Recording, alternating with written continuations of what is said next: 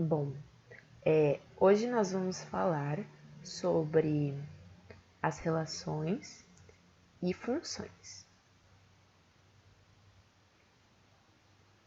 Então, aqui é frente 1, capítulo 1, capítulo 2 e do livro 1. Vamos lá. Então, a primeira coisa que a gente vai fazer, antes de começar a falar mesmo sobre as relações, é relembrar um pouco sobre a última coisa que a gente viu na aula sobre conjuntos e tudo mais. Então, as informações que vocês têm que ter claras para a gente começar a aula de hoje são: primeiro, par ordenado é um conjunto com dois elementos que respeitam uma ordem, e segundo, que produto cartesiano é um conjunto de pares ordenados em que o primeiro elemento é proveniente de um conjunto A e o segundo é proveniente de um conjunto B. Então, mais isso, né? E aí a questão dos produtos cartesianos, eles têm um elemento proveniente de cada, né, conjunto, e para criar um par, um produto. E aí, do par também é a mesma coisa, só que eles alteram. Então, por exemplo, se eu pegar o elemento 1 do conjunto A e o elemento 2 do conjunto B, não vai ser o mesmo que eu pegar primeiro o elemento 2 do conjunto B e depois o elemento 1 do conjunto A. São coisas diferentes. Então, foi isso que a gente viu sobre estes conceitos anteriormente. E aí, antes da gente começar mesmo a falar sobre as relações, primeiro eu quero dar um exemplo aqui para vocês. Então, a gente tem o conjunto A, que é formado por 1, 2, 3, esses elementos, e o conjunto B, que é formado pelos elementos 2, 4, 6 e 8. E aí, eles podem ser representados dizendo A cartesiano B, e são representados pelo gráfico cartesiano ou pelo diagrama de flechas. Então, do gráfico cartesiano, a gente escolhe um eixo para colocar tanto o conjunto A e outro eixo para o conjunto B. Então, nesse caso, o eixo X para o conjunto A e o eixo Y para o conjunto B, e vai fazendo as relações entre eles, e a mesma coisa para o diagrama de flechas. Aqui tem o conjunto A, e aqui nesse tem o conjunto B, e aí eu faço relações entre eles, sabendo que cada um deles só pode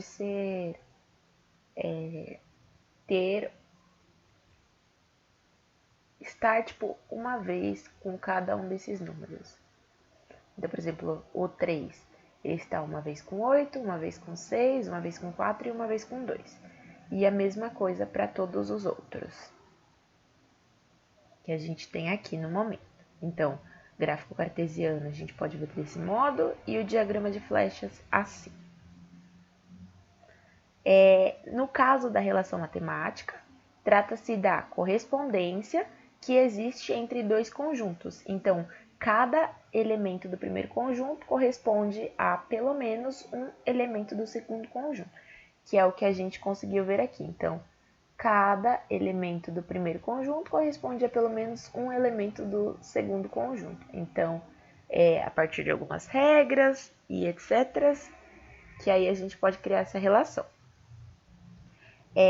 Aí aqui, nesse exemplo ainda, a gente sabe que a cartesiano B possui 12 elementos. E por que 12 elementos? Porque a gente sabe que quando a gente tem dois conjuntos diferentes, então, tanto o conjunto A quanto o conjunto B, o A cartesiano B, a gente pode fazer a multiplicação. Então, por exemplo, tem 3 elementos aqui no conjunto A e 4 elementos no conjunto B.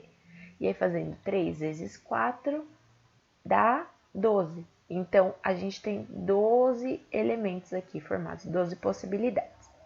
Então, a partir disso, a gente escolhe 5 aleatoriamente. Então, 5 conjuntos de elementos aleatoriamente. A gente tem aqui escolhidos 2, 2, 3, 4, 3, 8, 2, 4 e 1, 8. Esses pares formados a partir de A cartesiano B constituem um subconjunto de A cartesiano B, chamando essa relação. R1 é igual a 2, 2, 3, 4, 3, 8, 2, 4 e 1, 8, que são esses que eu escolhi. E eu já posso dizer que é um subconjunto de A cartesiano B. Então, por exemplo, relembrando o que é um subconjunto. É um conjunto formado a partir de conjuntos já existentes.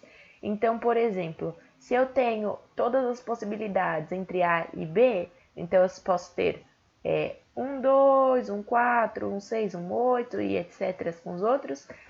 Esses números formados aqui, esses conjuntinhos, esses elementos formados a partir disso, eles são uns subconjuntos, porque todos os elementos que estão aqui, eles foram formados a partir dessas junções que a gente tem aqui. Então, é uma regra que a gente já tem em relação aos conjuntos. Então, o R1 é um subconjunto do A cartesiano B.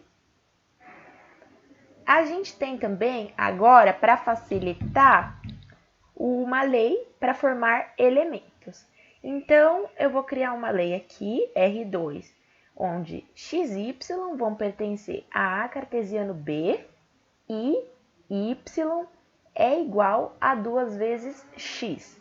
Então, aqui eu vou nomear todos os elementos provenientes de A como elemento x e aqui em B pode ser como os elementos de y.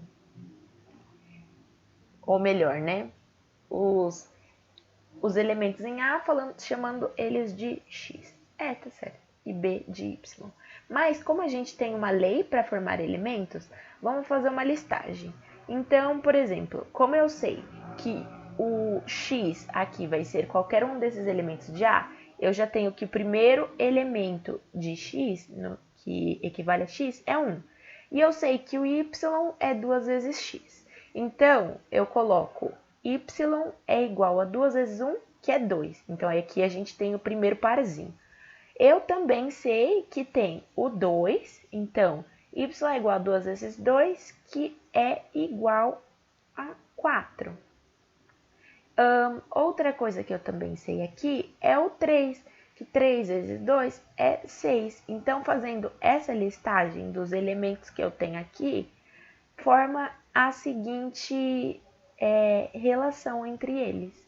Então, R2 é igual a 1, 2, 2, 4 e 3, 6, porque a gente teve um critério inicial para tudo isso. A partir disso, dessas relações que a gente fez agora entre R1 e R2, a gente pode separar em alguns gráficos, nesses dois gráficos, então, da relação R1 e da relação R2. Primeira coisa que a gente tem aqui é que a relação é um conjunto de pares ordenados tomados aleatoriamente ou por meio de uma lei de formação entre os elementos desses pares ordenados. Então, por exemplo, R1 foi formado aleatoriamente e R2 foi formado a partir de uma lei de formação, que era, no caso, que todo o y vai sempre ser igual a 2 vezes x. Então, isso criou uma relação linear e aqui já formou uma relação mais sem seguir um parâmetro exato. A gente tem também, lembrando que R2 significa R vezes R, que são todos os pontos do plano cartesiano que a gente tem aqui nos nossos conjuntos criados a partir disso. Beleza. Agora, a gente vai falar um pouco sobre a questão das funções. Primeira coisa, o que é uma função? A gente tem que a função é uma relação, então ela é um conjunto de pares ordenados tomados aleatoriamente ou por meio de uma lei de formação, onde para todo elemento de A existe um único elemento associado em B. Então, logo, eu posso dizer que para todo x pertencente a A, existe um único y pertencente a B. E aí, a partir dessa definição, eu posso dizer que conjunto A é chamado de domínio e o B o contradomínio. Beleza. Agora, para a gente explicar um pouquinho mais sobre essas funções, a gente deve considerar uma função como uma tríade formada por domínio, por contradomínio e pela lei que transforma x em y. Então, a gente tem algumas regras para saber se eles são ou não são funções e como é que a gente pode classificá-los. Primeira coisa que vocês estão conseguindo ver aqui é um diagrama. Então, esse diagraminha aqui foi formado para mostrar o esquema de uma função. Então, aqui eu tenho o conjunto A, né? E aí ele vai, que é o nosso x, formar algum conjunto inicial e ele passa por uma lei de formação que vai gerar o conjunto B. Então, aqui, por exemplo, eu tenho esta máquina de triplicar, que é uma lei. E eu tenho alguns números que vieram inicialmente, de forma aleatória, que é o meu conjuntinho A. Então, eu tenho os elementos 1, 3 e 5. E aí, eu quero passá-los pela máquina de triplicar.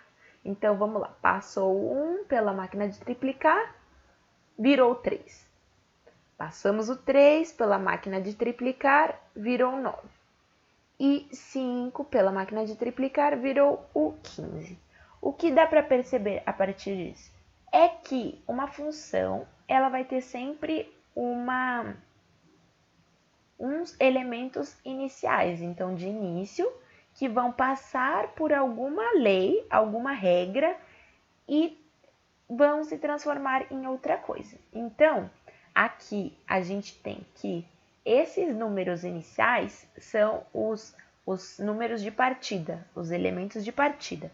Então, a gente passa esses elementos de partida por uma lei, que no nosso caso é máquina de triplicar, e a partir dessa lei são gerados elementos de chegada. E aí, quando a gente faz esta formação aqui, a gente pode perceber duas coisas. Então, primeira, nunca sobra elementos no conjunto de partida. Então, todos os elementos que vão para a partida, eles têm que sair e ir para a chegada. Então, não tem nenhum elemento que fica na partida, mas não fica na chegada, depois de analisarmos as funções. Segunda, o elemento de partida possui apenas um elemento correspondente no conjunto chegada. Então, aqui eu tenho partida 1 passando pela máquina de triplicar. Então, triplicar seria fazer 3 vezes o número que eu tenho, o elemento que eu tenho, que no caso é 1. Então, não tem como este elemento chegar a outro resultado que não fosse o 3, porque esta é a nossa regra.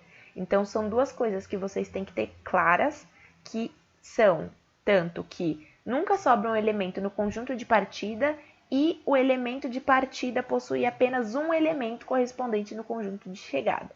E aí, uma coisa importante também para vocês é saberem que sempre da partida, inicialmente, que a gente analisando aqui, pelo menos no momento, vão ser alguns elementos que a gente pode analisar como sendo x, e estes daqui, elementos de y. Então, a gente pode dizer que cada x desses vai gerar um y diferente. Então, é uma regra que a gente vai ter, mas eu vou explicar mais pra frente para vocês. Aqui, vou explicar mais claramente o que seria a parte do domínio e da imagem, de forma mais simples e mais dinâmica. Então, vamos ter uma seguinte função. Então, f de x é igual a x mais 1. E a gente tem os conjuntos A, que são iguais a... conjunto A é igual a 1, 2, 3, 4 e 5. E o conjunto B, que é 1, 2, 3, 4, 5, 6 e 7. E aí a gente vai construir um diagrama de flechas. Então, primeira coisa aqui, eu coloco todos os elementos de A, então 1, 2, 3, 4, 5, e todos os elementos de B, que são 1, 2, 3, 4, 5, 6, 7.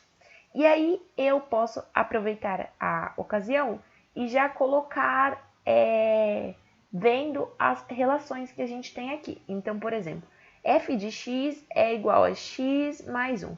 Então, se eu tenho que x, analisando aqui para todos, se eu tenho que x vai ser igual a 1, então a função de 1 é igual a 1 mais 1, que vai dar 2. E aí, com 2, 2 mais 1 dá 3, com 3, 3 mais 1, 4, com 4, 4 mais 1, 5, com 5, 5 mais 1, 6, que são os resultados que a gente teve aqui. Então, a gente teve 2, 3, 4, 5 e 6, que são os que estão sendo analisados com as flechas. Então, vocês podem observar aqui. Eu tenho que o A é igual ao x e o B, nesse caso, com as flechas, vai ser igual ao f de x. Então, a partir da função que a gente tem aqui, foram gerados estes seguintes valores. Então, seria, a gente entrou na caixinha da função com esses valores. E a nossa regra, a nossa lei é essa daqui, que vai ser sempre x mais 1. E aí, os resultados foram esses. Embora tenha esses aqui, os que a gente vai analisar são estes resultados aqui, gerados. E aí me pergunta, tá, mas o que isso tem a ver com a questão de domínio e imagem e até contradomínio? Eu posso dizer para você que o domínio é representado por todos os elementos do conjunto A. Então, o domínio é sempre a questão inicial. Então, é sempre aquilo que a gente tem inicialmente. Então, no nosso domínio, a gente tem A, que são esses elementos aqui. Então, o domínio vai ser representado por todos os elementos do conjunto A. Então, 1, 2, 3, 4, 5. O contradomínio é representado por todos os elementos do conjunto B. Então, 1, 2, 3, 4, 5, 6 e 7 são o contradomínio. E a imagem que a gente tem desses elementos como um todo são os elementos do contradomínio. Então, os elementos do contradomínio, que estão aqui, que possuem correspondência com o domínio, conjunto A, que nesse caso são 2, 3, 4, 5 e 6.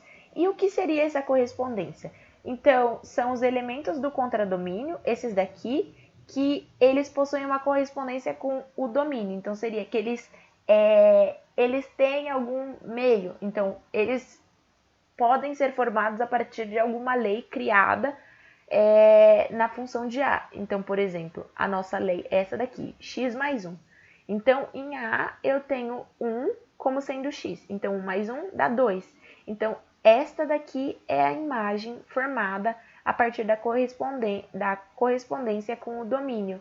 Então, o contradomínio formado a partir da correspondência com o domínio, que seria a parte da lei que a gente tem em relação a isso, para todos esses. Então, eu posso dizer, esses são os elementos do domínio, todos esses os elementos de contradomínio, e os que tiverem alguma relação para chegar até esse resultado são as imagens. E agora, a última coisa que a gente tem nessa primeira parte da nossa aula sobre as relações e funções é a classificação das funções. Então, para a gente verificar se um gráfico é uma função, é só traçar retas perpendiculares a x. Se cortar em um único ponto, é uma função. Cortando em 2 ou mais, não é uma função. Então, ele chega àquela questão que eu comentei para vocês, que todo o x vai gerar somente um elemento em y. Então, fazendo isso graficamente, a gente sabe que vai ser uma função quando ele tiver somente uma vez aparecendo aqui. Então, por exemplo, a gente tem aqui essa análise dessa funçãozinha aqui. Se isso é uma função, aliás. Então, passando uma linha perpendicular a x, então perpendicular aqui 90 graus com a horizontal, aqui passa quantas vezes? Passa somente uma vez pelo x. Então, por enquanto, a gente não tem fato sobre isso. Aqui passa quantas vezes? Aqui, nesse caso, passa 3 vezes pelo y. Então, nesse ponto aqui, corta 3 vezes. Então, eu já posso dizer que não é uma função, porque ele exclui a regra que a gente teve inicialmente. Temos também essa análise gráfica da função, que é a mesma coisa, passando várias linhas ou retas perpendiculares a x para ver quantas vezes eles passam por y. Então, por exemplo, aqui passa uma vez, uma vez, uma vez, uma vez e uma vez aqui em todos. A gente pode dizer que sim, esta aqui é uma função, porque se cortar em um único ponto é uma função. E aqui não é uma função porque corta em mais pontos do nosso gráfico. Então, essas são as informações que eu tinha para vocês no momento sobre as funções. Logo vai sair a aula 2 sobre esse capítulo, que a gente vai citar um pouco sobre as funções injetora, sobre ejetora e etc. E qualquer coisa que vocês tiverem, qualquer dúvida, vocês podem me chamar e me perguntar, tanto nos comentários do YouTube ou nos do Facebook, e aí eu vou respondê-los da melhor forma possível. Bom, é isso então. Muito obrigada, turma, pelo momento e qualquer coisa estou à disposição sempre. Tchau, tchau!